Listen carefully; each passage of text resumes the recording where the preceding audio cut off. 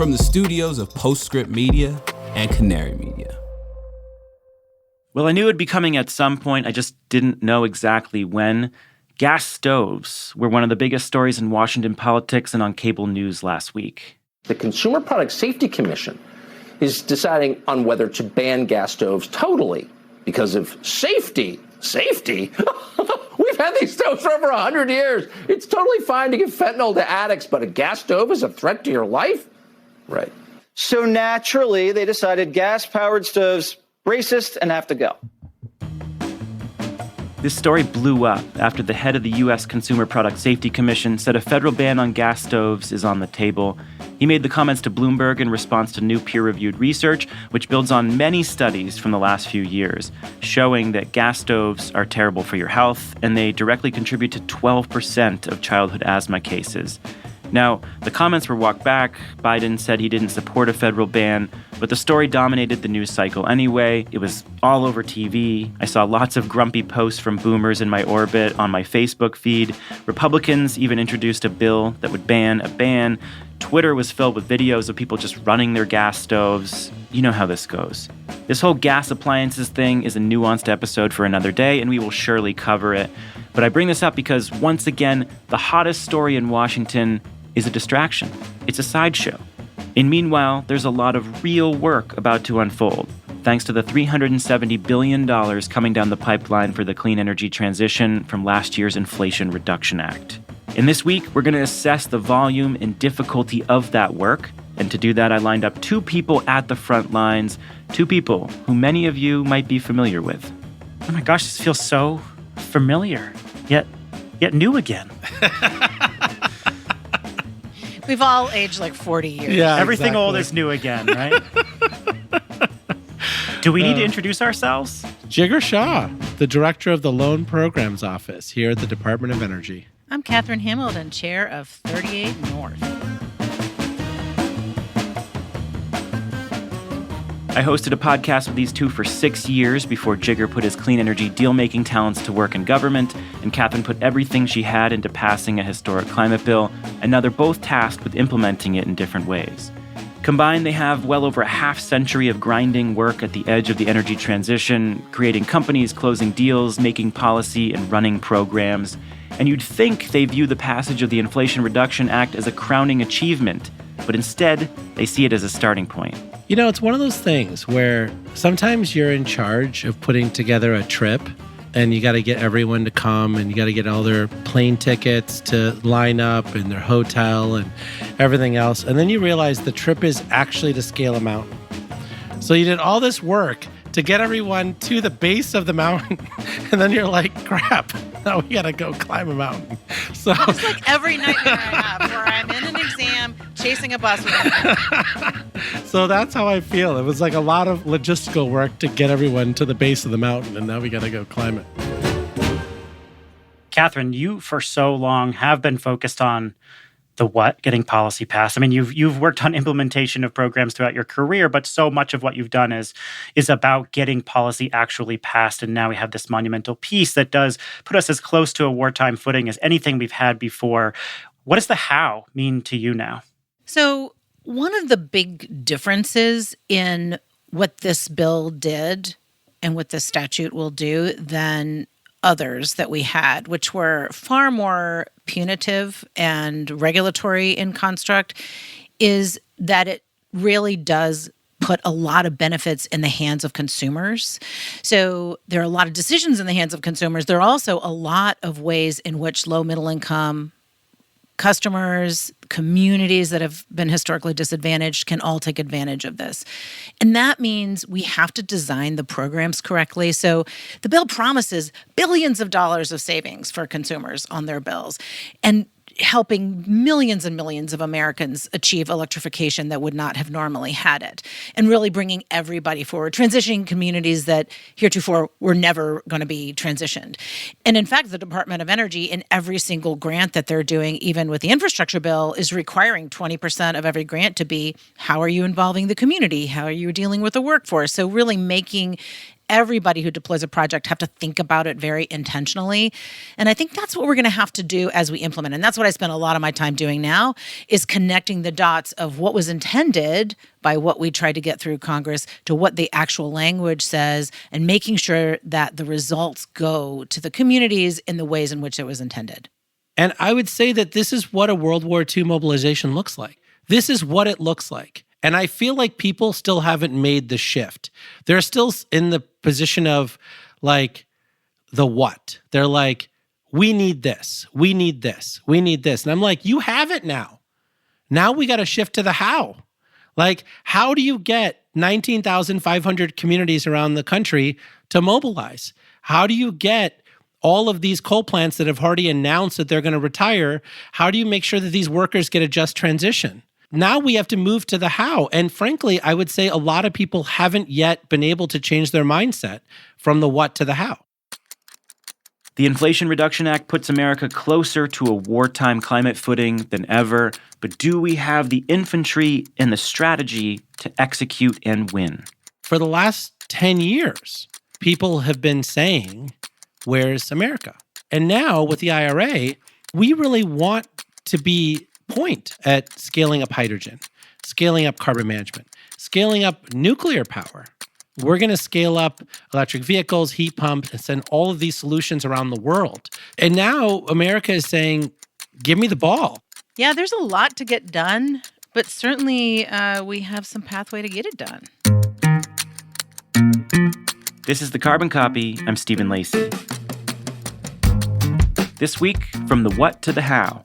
This year will be a critical and complex moment for implementing the IRA, and it will hopefully put the U.S. on a path to steeper emissions cuts. I've got some old friends back to explain the nuances of how to get this moment right.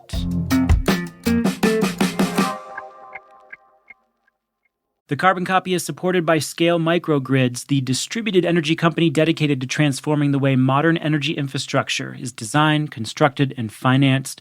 Backed by Warburg Pincus, Scale sets up their customers for success by creating more certainty and simplicity from start to finish. They are technology agnostic, with the mission of finding the most effective and optimized infrastructure for each project's specific needs.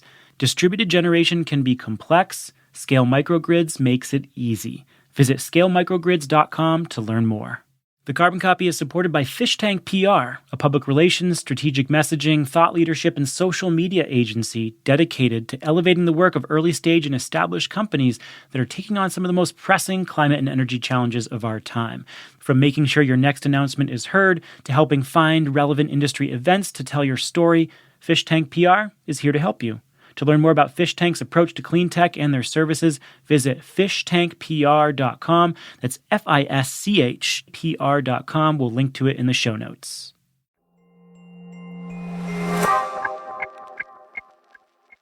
The IRA was the result of years of internal and external political pressure that forced Democratic leaders in Congress to take up climate legislation when they thought it might fail.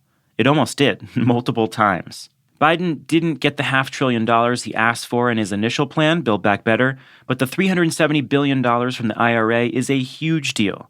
And it's a huge deal because of the way it targets local communities, environmental justice aims, domestic manufacturing, and worker retraining all together. And it started with the tone that was set during the negotiations, where both leaders of communities and leaders of clean energy companies had a strong presence. During all of this climate negotiation, one of my kids was quite sick, and my husband and I were alternating nights in the hospital, and I had just awakened from my night in the hospital wearing some pretty skeevy hospital attire, and I realized I had a meeting with the White House, and I wasn't going to be one of 300 people. I was going to be one of about 8 people, so I couldn't be on like page 4 of Zoom. I had to look okay. So I called my husband and I said, I need a cardigan, mascara, and pearl earrings. And he brought those to me. I faced the camera away from the hospital bed, muted because of all the beeping unless I was speaking, and was able to participate. And what that said to me was a couple of things. One is I never would have been able to do it if we hadn't had a virtual format. And as we went through this process, the virtual format, as tragic as COVID was, being forced to do everything virtually did a few things. One, is it enabled you to have multiple conversations with people so that you weren't just having one meeting where you said, all right, here's what's going to happen, but you would have 10 or 15 meetings to hash out what the low income adder credit was going to be, in the tax bill. So you could really talk about the substance. You could be really efficient. You could meet with tons of people. And what I think one of the most important things was that it really democratized the process, and it allowed a lot more people to be involved. So people who couldn't afford to fly into DC, people who weren't normally roaming the halls of Congress, people who were deploying projects out in the field and understood how things work, were able to be part of this climate bill. And what that's done is it's made it better. It gave us a better outcome. Of course, the real outcomes are going to be, as we really begin to implement it. But what it also means is that a lot more people have a stake in its success. And I think that was really crucial. And me just trying to cover up my Notorious RBG t-shirt kind of was the first time I realized I think a lot of people are going to be able to be part of this climate movement than we think. Catherine's absolutely right. Like, we are able to be so inclusive in a way that we, frankly, were just never able to be. My story is probably a little different. I think I took on this challenge of, serving in the government, which is a really new experience for me. And I remember there was one day, which was emblematic of this. I got 4 phone calls from CEOs in the climate tech space who said, hey, Jigar, I don't know what I'm doing. I'd like to serve in your office. And I was like, well, I can't get you a Schedule C or anything. The only thing I can get you is, to be a contractor here at the Loan Programs Office. They're like, that's fine. Like, I just want to be a part of this, right? And it was sort of on that day that I sensed that things were going to be okay. And it was on that day that we started putting together all the plans. And we were able to call 500 CEOs across the climate tech space and say, what do you need? What do you need to actually do what you've said you're going to do? And it was the first time that these CEOs had ever interacted in policy directly. And the first time that these people who are writing policy had ever actually talked to the capital allocators and said, if we do this way, would this actually change your investment? It had just never been facilitated for them at such a grand scale. So before we get deeper into this, let's acknowledge a tough reality. Heat-trapping gases are still on the rise in America. They rose 1.3% in 2022, according to the Rhodium Group. Even though renewables have surpassed coal in the generation mix, leading to a 1% decrease of carbon emissions in the power sector, emissions from buildings and transportation are on the rise. We need to cut emissions at least 5% a year over the next decade to hit our Paris climate commitments. The IRA, according to the Rhodium Group, has the potential to cut greenhouse gas emissions by around 40% by 2030. Now, that's short of our 50% target, but a huge leap forward from the status quo.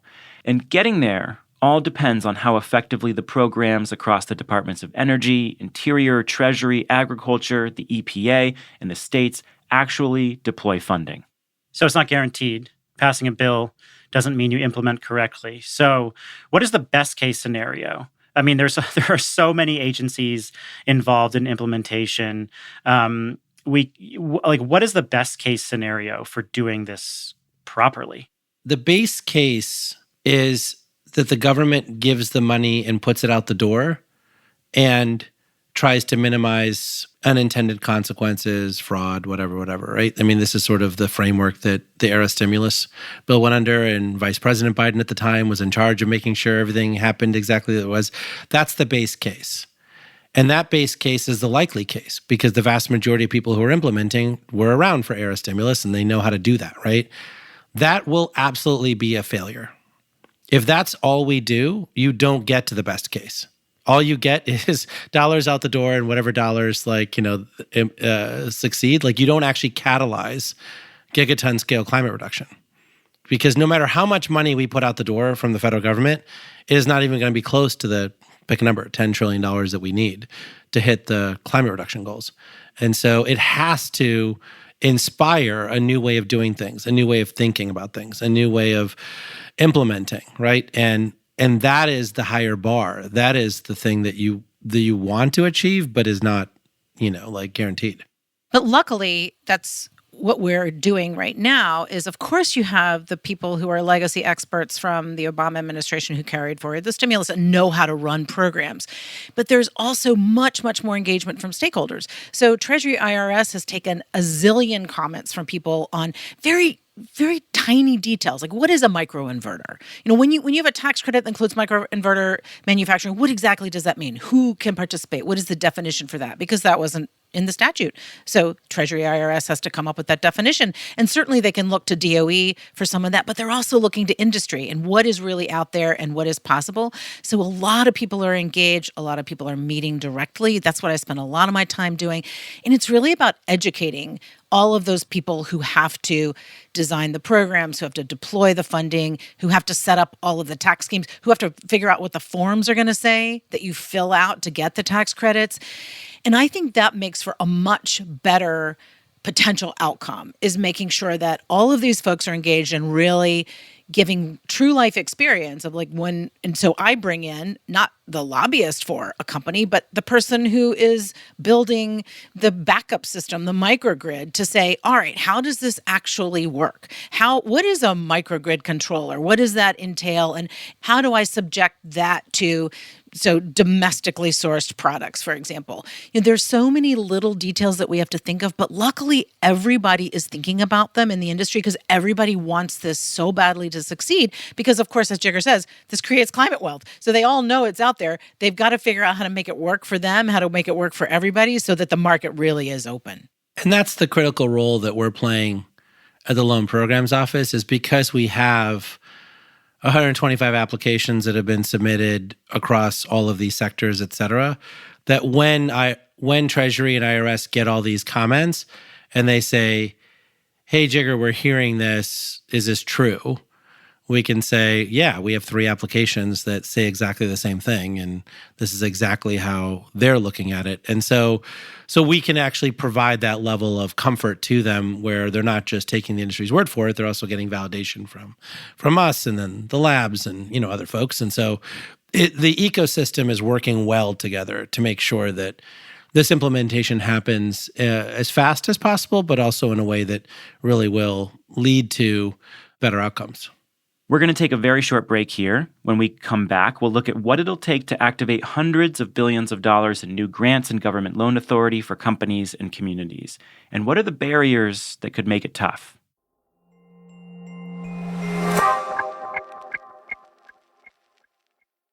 The Carbon Copy is brought to you by Scale Microgrids. Did you know Scale Microgrids does a lot more than build industry-leading microgrids? Well, they do. Combined with technical expertise, Scale finances and acquires distributed energy projects of all sizes. At Scale, the engineers, designers, lawyers, accountants, and project finance experts all work under the same roof, which cuts out external intermediaries that add complexity, risk, and costs for developers and customers. Whether you're building microgrids, EV infrastructure, community solar, combined heat and power, or battery storage, set your project up for success with Scale. They create more certainty, simplicity, and cost savings in your electrification process. Go to scalemicrogrids.com to learn more. The Carbon Copy is supported by Fish Tank PR, a public relations, strategic messaging, thought leadership, and social media agency dedicated to elevating the work of early-stage and established companies that are solving some of the most pressing climate and energy challenges of our time.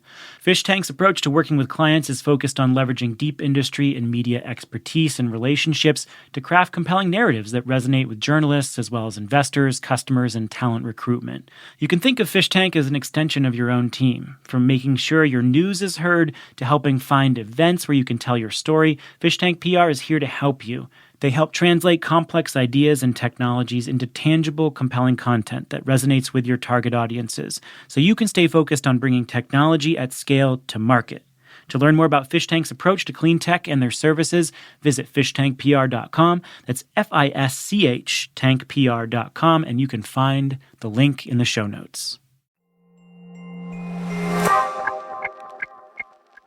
How does this new loan authority, $100 billion, change or accelerate what you're doing at the Loan Programs Office, Jigar? There's also another program called the Energy Infrastructure Reinvestment Program that will deploy money to people who are utilizing or repurposing existing energy infrastructure to clean it up. Tell me about what this does to change or accelerate what you're doing. My mindset was coming in was like, why are people not using this program? Right? Clearly, commercial debt is hard to get, right? That's why, Generate Capital was in business. Other folks were in business before I took this job, right? And there were lots of reasons, right? The trust was gone. People were dragged in front of Capitol Hill during this Lindra stuff, et cetera, et cetera. There were lots of reasons why people weren't using the program. So we had to get people to use the program again, right? And part of that is changing all the rules in the program and making it more easy to access and all the things that we've already accomplished, and also putting in all the risk management layers and that kind of thing to make sure that people trusted us. And when we've, got great relationships now with OMB and Treasury, and that matters, right? Because ultimately, if you're an applicant, you're like, am I going to be treated well in this program, or should I not spend the 2,000 hours of time that it'll take to get through this program, right? And so we started there.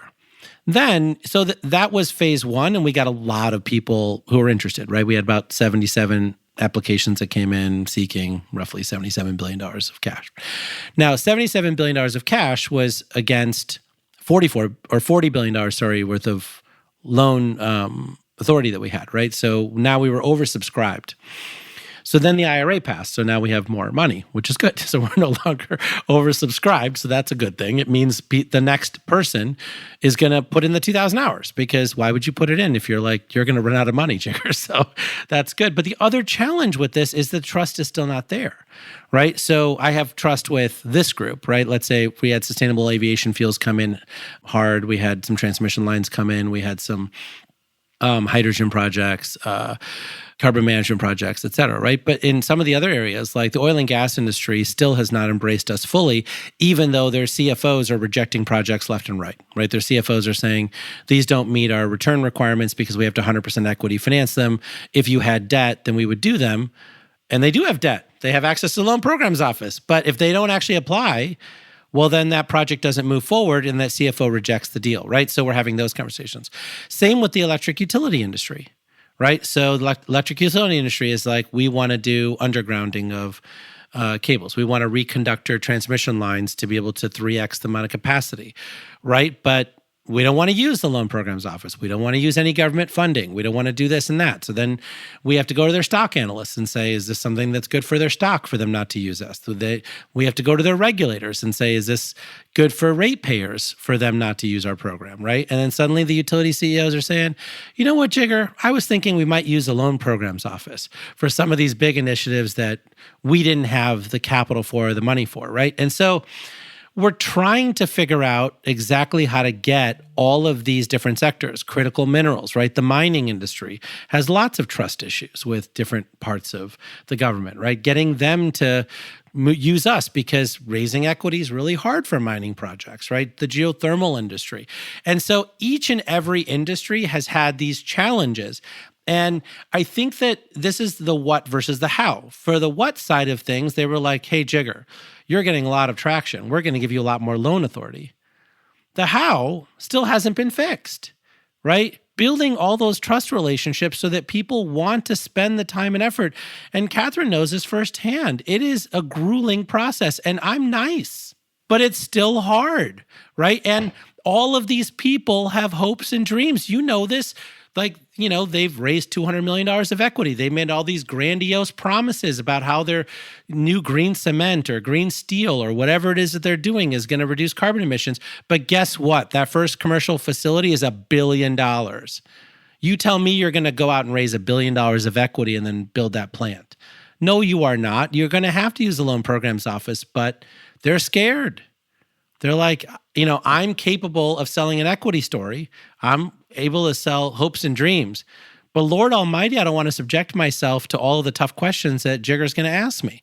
There's also the issue of free money. So there's a lot of grant funding out there through the infrastructure bill that people are kind of waiting to see where that lands, because it's billions of dollars. It's not debt. It's just pure funding. And so I think part of the issue is also people wanting to kind of wait and see how things shake out and how, am I going to be able to get this funding? And if not, then I'll go to the loan programs office. The issue is, like the loan programs office, you all have tried to make it very easy, but it is a process. You have to go through it. It's diligence, and you can't decide at the last minute you want to do it. You need to start it kind of soon so you can get your foot in the door. But I think that's part of the issue is people trying to figure out where everything's going to land and where they fit. Catherine, where do you have clarity and where do you have confusion? So some of the things that did not make it into the IRA were an investment tax credit for transmission, which was pulled at the last minute.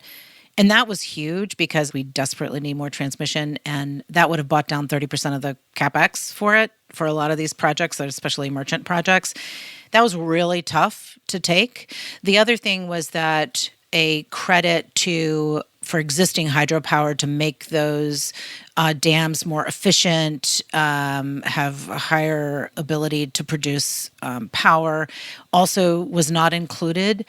And hydropower is a resource that we should be able to use to the maximum extent possible where it works, where there's already infrastructure and we don't want to lose it. The same as with nuclear power plants that you're trying to keep going safely. I mean, hydropower is something you don't want to lose. And then the other thing I think about a lot is there's a lot for electrification, and whether it's electric vehicles or heat pumps, and it's for all kinds of homeowners or not homeowners and people of all income levels. But people don't necessarily know about it, know how to access it. So there's a tremendous amount of education that has to be done, tools that have to be created to make sure that people have access to all of these credits and have access to these programs that need them. And these are all things that the government has to be working on all at the same time, right? So my big encouragement to everybody is go work for the government. Leave us some of the people that need to work with the government, but go work for the government. It's really important to do that. No, I totally agree with you. But I'd say that we're really breaking down, honestly, on these things is the federal government can do a lot, but I can't name names, but like there are states that you think should be competent that aren't. Right? They are not applying for the money that we have. And we will literally say to them, here is the 14-step process you should follow to use this because you only have $200 million that you've allocated from your budget. We can match it with $4 billion, right? But you got to go through these 14 steps. 3 months goes by, crickets. We talk to them again. Hey, you've got $200 million. We can give you $4 billion. You have to meet these 14 steps. They finish one step and then crickets for 3 months. This has been going on for 19 months for me, right? And then you go to the cities, right? How many cities have banned, new natural gas hookups, right? But then the actual implementation of figuring out how to help LMI customers with loans has fallen flat. And so LMI customers are paying an average of 30% interest when they want to buy these things, right? And I was like, what we can put all the tools out the door, but what responsibility do you have to actually meet us halfway on implementing these programs, right? I mean, there's a huge responsibility there. And I get it. There's a lot of capacity shortfalls and, a lot of folks don't have 50 people in their city government, et cetera. But, you've got a lot of environmental nonprofits as well as foundations who are happy to fund some of those things. But I have to say that last mile implementation is what scares me the most. Yeah, I suspect there's a lot of work that needs to be done out in the field as well. I mean, I just went through a process evaluating new heat pumps with multiple contractors, and none of them knew about the federal tax credits. I mean, almost nobody knew that it was even happening. And these are people who've been in business for a long time and know the state tax credit process very well, or the rebate process. And it was surprising to me that almost nobody was paying attention. Yeah, it's incredible. And there are those who don't know about it, and then there are those who do, who jack up the prices, thinking that, there's going to be a big benefit, so I'm just going to jack up the price for everybody, which is really not the intention of the legislation at all. But the right way to solve that problem is not by regulating the contractors. The right way to solve that problem is to get an additional 1 million people trained, right? And again, we have so much money for that. We have given all this money already to the community colleges and vocational schools around the country. Now, this money is not for training people for climate. It's for any training program at all.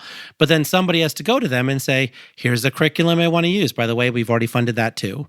And Like, here are all the people that we want to get trained. And, oh, by the way, we got to make it acceptable for people to go from high school to a vocation making 6 figures a year, instead of browbeating people to say that you're worthless unless you go to college, right? But like in our country, like the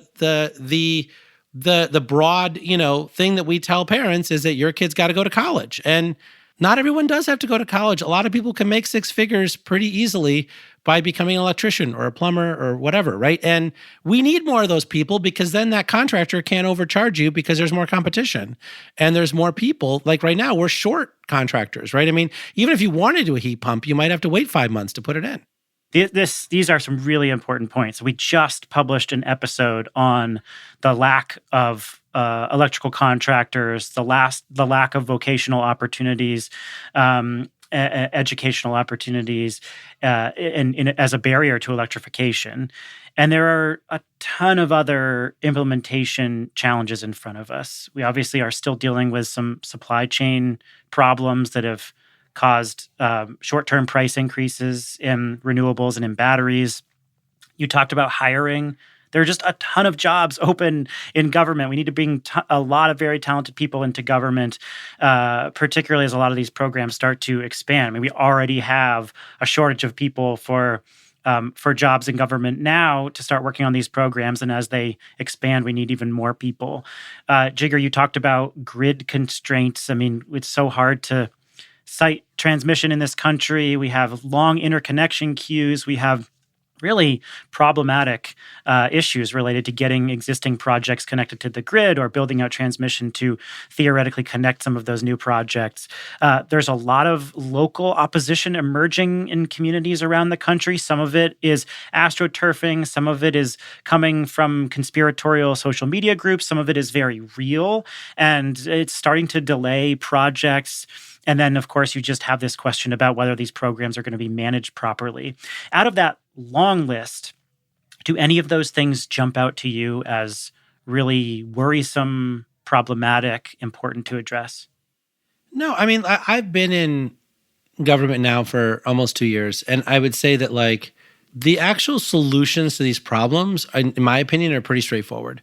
Like on the transmission side, yes, we're not going to build whatever it is, 30,000 miles of newly sited transmission lines, obviously, right? But you can reconductor all of the existing lines and get all the new transmission capacity that you need. We have reports out of Lawrence Berkeley Laboratory that say that. We have like private sector NGO reports, et cetera, that say that. So I don't actually think we have a problem with the solutions. We have a problem with cost allocation. And even there, we don't have a real problem. We just got to get the renewable energy industry to pay for it, because they're the ones who have 1.2 terawatts of solar and wind projects waiting in our connection queues, right? And I would say the same thing is true for, figuring out how to build a lot more distributed generation, or the same thing is true for figuring out how to like put in battery storage. Like we should not allow any electric vehicle charging stations to be installed without co-locating batteries at that location. It literally makes no sense, because that use case needs batteries to be co-located to minimize grid impacts. Everyone knows this. But like getting mandates in place and regulations in place to do that is super hard. So this is just about everyone recognizing that there's enough to go around, right? If we're going to deploy $10 trillion of solutions to be able to decarbonize our country, there's a lot of high quality jobs. There's a lot of profit to be made. There's a lot of wealth creation to be made.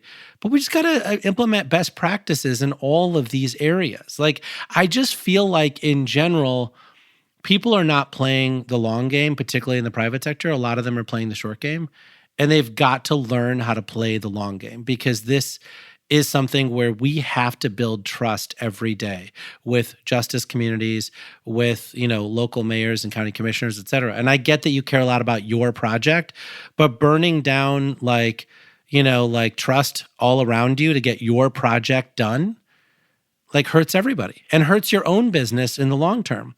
So we just got to keep building trust across the entire country on why this is better.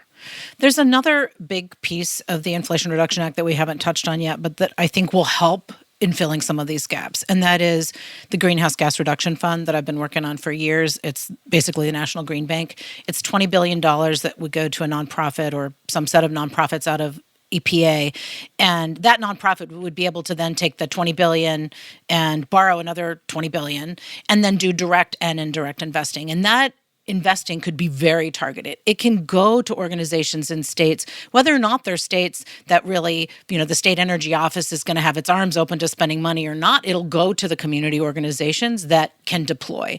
And I think having that tool in the toolbox that's going to complement everything that DOE and what Jigar's program is doing is going to be really helpful too.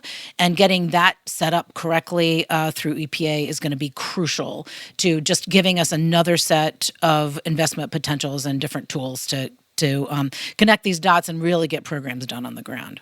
Going back to what you said earlier, Jigar, I've heard multiple people say and seen reports that world leaders are jealous of the package that America put together. They're even upset. I know Emmanuel Macron even called the package super aggressive and worried about too much advantage for American companies. So America is in the game in a way that it hasn't been historically. So as we work through this stuff over the next coming years, what are your wild cards? Like, what are the things that you're paying attention to that will get a boost that maybe weren't on your radar a year or two ago or weren't getting as much attention out in the market? Catherine? Yeah, the whole issue about Europe is really ironic, of course, because they complained about us forever. And then all of a sudden we do something and they're like, wait a minute, what are you doing? And it's like, yeah, guess what? We ceded our manufacturing to you all, and now we kind of want some of it back. I think it's our right to do that. So it's really funny to see them coming up with programs that are going to compete. And Canada, Canada is like going, oh, what else can we do? Can we set up some tax programs too? Because a lot of companies going, well, maybe we shouldn't move to Canada. Maybe we should stay in the U.S. So what I think is so interesting about this is that that's like all good. That's healthy. That means all of the rest of the world is going to be in this mode of trying to boost what they're doing too. I think it puts us much better even though right now there's a lot of complaining about it, I actually think it helps us be a better neighbor and a better global leader on all of this. And I think our manufacturing sector is going to really undertake some major changes in the next decade. And I think that's all to the good. I think it helps us become a better leader. We want the ball. Give me the ball, coach. Like, and I know that climate change is a very difficult problem. And we are seeing manifestations of it everywhere, from, the droughts in the West to wildfires to the war in Ukraine, frankly, right? And all of the other, resource-related conflicts that are intensifying around the world. And it causes a level of uncertainty, which is not well suited for tight supply chains. And so you're starting to see people, reshoring and onshoring their supply chains into their continents. You're starting to see people putting in more safety cushions to make sure that we, have. You're starting to see more diversity. The thing that worries me the most is that people are not adopting a World War II footing. I think people are sort of saying, thank goodness we passed this policy. Now things are going to be better. And I need everyone to grow a war garden. That's what I need. I need you to get on the calculator and figure out how to electrify your home. I need you to figure out what electric vehicle works for you and your family. Right? I need you to figure out how to go to your city council and your school board meeting and say, what the hell? Why do you not have electric school buses? And why did you not apply for electric school buses at EPA? We don't need, 20% of the entire American population in the streets like we had for the first Earth Day. But we do need a couple million. Yeah, the incumbents are not going to stop incumbent. I mean, we totally need everybody to stay alert and awake and keep fighting. We have got to achieve best outcomes with this money. You're not going to get another IRA passed next year, right? You have got to take this money and achieve best outcomes. And if you're not thinking about that every day as part of this movement, then you're not doing your job. This has been quite cathartic. So good to see both of you. You're going to get me in trouble, Stephen. I'm going back to old habits. That's where the edit machine comes in handy. Jigar Shah is director of the Loan Programs Office at the U.S. Department of Energy. Thanks, Jigar. It was a real delight. Oh my gosh, I missed this. Catherine is the chair of 38 North Solutions. Catherine's so much fun. Well, thanks so much. It's so great to see both y'all. That's going to do it for the show. Thanks so much to Catherine and Jigar for coming back. And if you want to read a transcript of this conversation, you can find it at canarymedia.com. You can also subscribe to their newsletter and our newsletter where we push out episodes. And there's tons of other great clean energy journalism at Canary Media. And the Carbon Copy is a co-production of Postscript Media and Canary Media. This episode was produced by Alexandria Herr and me. Sean Marquand is our engineer. He composed our theme song. Original music came from Echo Finch and Blue Dot Sessions. Postscript Media is supported by Prelude Ventures, a venture capital firm that partners with entrepreneurs to address climate across a range of sectors: advanced energy, food and ag, transportation, logistics, advanced materials, manufacturing, and advanced computing. Go check out their portfolio and go on over and give us a rating and review at Apple or Spotify, and send your thoughts about what Catherine and Jigar said and some of our other episodes on social media. We'd love to hear from you. And if you have a friend or colleague who would benefit from this show, send them a link. I'm Stephen Lacey. This is The Carbon Copy. Thanks for being here.